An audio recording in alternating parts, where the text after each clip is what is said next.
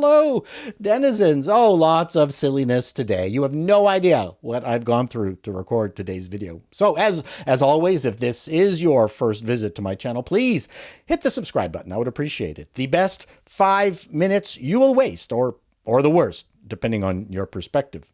It's hard to get a YouTube video to go viral. I was considering doing a bikini haul video, but I think it would immolate the YouTube algorithm.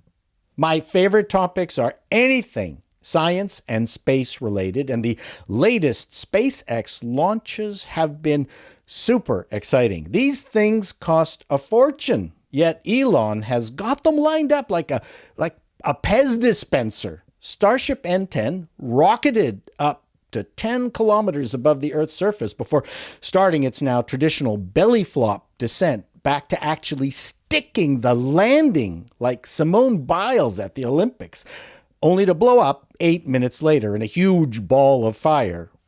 A lot like eating my mom's spicy hot paprika bean dish and running off to the washroom 8 minutes later and exploding.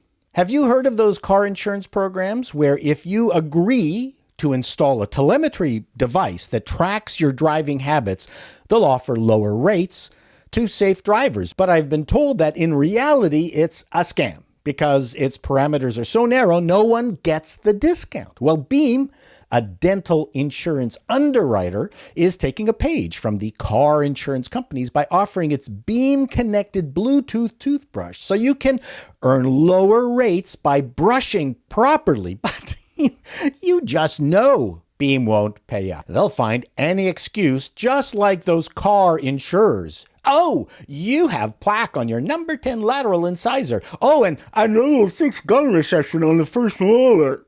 To date, the program has recorded 100 million plus brushing minutes, but have they paid out any discounts? Do you know what a unicorn is? Yes, I know. It's that fictional horsey character with the horn. I'm talking about a financial unicorn. Unicorn. It's a privately owned startup with a valuation of over $1 billion, but has no income. It's crazy. So I experienced the venture capital game once when a consortium wanted to buy my company using OPM. Not opium, although I wish they'd offered me that. Other people's money. That's a different story. But what I learned was that they do not have your best interest at heart at all. Really? Who'd have thunk? And that you should not take it personally. Their clients have specific needs, and giving you a fair deal is not one of them. It's nothing personal. Don't get angry when the standard letter of agreement starts with, in regards to you up your... They will talk about alliances and friendships and taking your company to places where it's never been, like the Chitty Chitty Bang Bang Gentlemen's Club in Houston.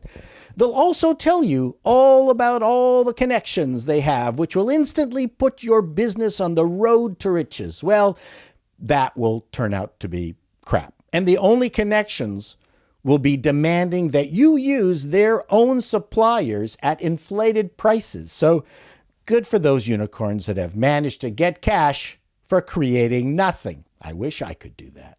Jay-Z has sold a majority stake in his Tidal music streaming service to Square because he needs the extra money. The POS e-com gateway company, and by POS I meant point of sale, not the other POS, for a cool $297 million. The only connection I can see in this acquisition is that Square will now have much better telephone support on hold music. Holoportation. That's what Microsoft calls Mesh, its suite of development tools for businesses to build collaborative VR and AR experiences they now call MR, or mixed reality. Shit, no one knows what VR or AR is, and now we have to deal with MR? Microsoft is betting the future on 3D virtual meetings. For Christ's sakes, we barely got this Zoom telecommuting thing working, and that took years and a pandemic. What will it take to get people to buy into MR? An alien invasion? If you combine the pandemic, and millions of bored people staying at home with the internet, what do you get? Babies.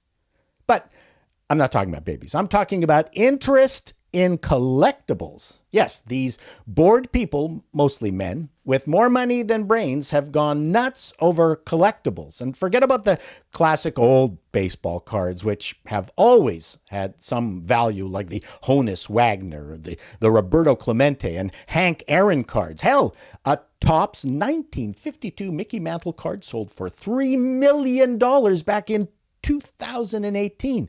That was a year there was no pandemic. Do you recall living without this pandemic? I sure as hell don't. Anyway, there is now an explosion of interest in more current collectibles because they are more available and affordable.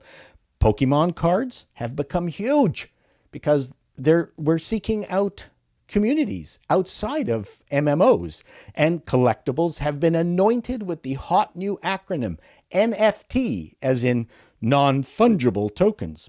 Nothing is more non-fungible than a Pokemon #1 trainer card or the 1999 first edition shadowless holographic Charizard number 44. Damn! I had one of those, but I used it to scrape the ice off my windshield, so it's not quite mint. There are two reasons, to delete your browser search history. One, if you're searching for sex in all the wrong places. And two, if you're a comedian like me, researching for jokes about Vatican Stay Hard Cream and human Jell-O molds, and you don't want your wife to find out. At least that's the excuse I gave her. Till next time, denizens, be seeing you.